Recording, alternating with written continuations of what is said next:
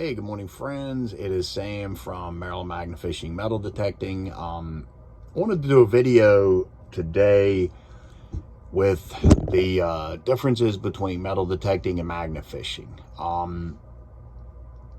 Basically, in my opinion, they're a little bit similar. Magnet fishing's the cheaper of the two. You just got to buy your magnet, your rope, gloves, fines bucket, and a scraper. And then once you get into it, I would highly recommend buying a come along. My come along is saved at least 3 different times, and it's more than paid for itself. I actually have a more than powerful enough come along. I used to use it in my old Jeep for off-road recovery. But with magnet fishing, you have a lot more areas you can go. I know here in Maryland, we can't go to state parks. When I contacted my county here about going to fishing piers, they were ecstatic. And what I would recommend is always pitch to people that you're there to clean metallic trash and debris out of the water, especially fishing piers. I couldn't tell you how many times I've been in a fishing pier and pull up old nasty funky chair that's just been loaded with tackle and have fishermen come up, hey man, thanks, we really appreciate it. So always stress that you're out there cleaning debris out of the water. Another thing I would highly recommend is get a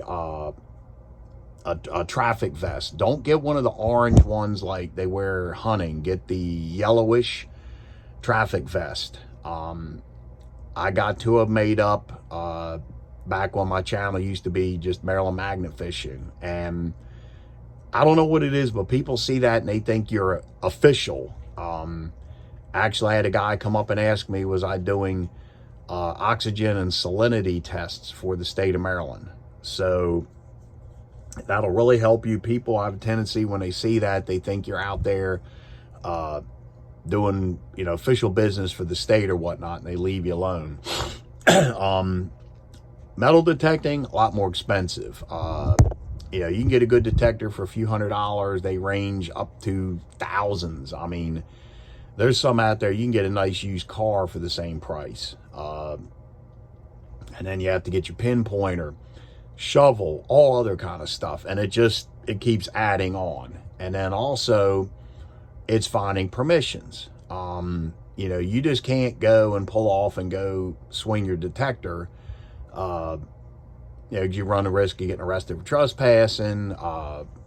You go somewhere and people would shoot at you. I don't know. But, I've got my main permission that I've been going to probably 8 or more years. I was fortunate when I reconnected with Captain Aaron 3 years ago. Since he's retired, he actually started doing a lot of research on the property, bringing up old maps so we could kind of get an idea of where houses used to be.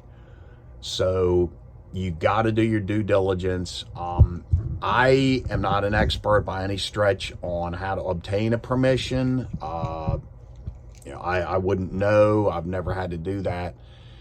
I know one of my oldest friends used to own my permission, and he sold it to his sister. And, I made the offer that anything we find, we would turn over. And she said, no, that's fine. One thing I can tell you, if say like you got a farm field, if there's trees that are down, ask the landowner, do they have a problem with you, cutting the trees and getting them out of the way? Because we've done that a couple times on our field, and the farmer was just tickled to death because he didn't have the time to go out and do that. Just little things like that. Little things, really go a long way. But, I enjoy both the hobbies. You do get a lot of exercise. You do get a lot of workout. I can't wait till I can start strength training in PT because, my right shoulder, I can really see where the muscles have atrophied. And, I want to get ready to go out because we've got until February 1st, when hunting season's over with, before we can start metal detecting. So anyhow, let me wrap this up and get it posted. And thanks for watching.